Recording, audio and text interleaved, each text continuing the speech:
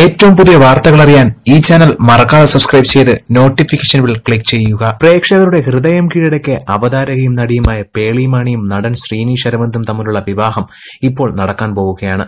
വിവാഹ തീയതി പ്രഖ്യാപിച്ചിരിക്കുകയാണ് പേളി മാണി.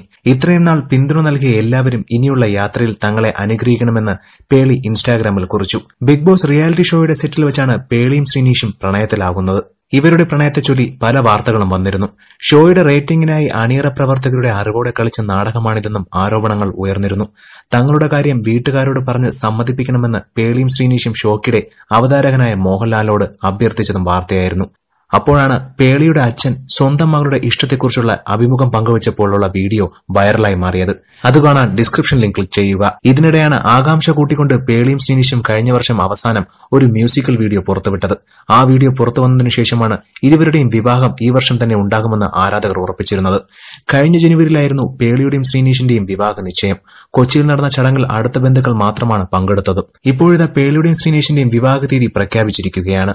ഈ വർഷം മെയ് 5-8 ദിവസങ്ങളിലാണ് വിവാഹ ചടങ്ങുകൾ നടക്കുകയെന്ന് ഇൻസ്റ്റാഗ്രാമിൽ പോസ്റ്റ് ചെയ്ത ക്ഷണക്കത്തിൽ പേളി വ്യക്തമാക്കി കഴിഞ്ഞു. ഇതിനോടകം തന്നെ ഒട്ടനവധി ആരാധകരും സിനിമാ രംഗത്തു നിന്നുള്ളവരും പേളിക്കും ശ്രീനിഷിനും അഭിനന്ദനങ്ങളുമായി ഇൻസ്റ്റാഗ്രാം കമന്റിലൂടെ അറിയിച്ചിട്ടുണ്ട്.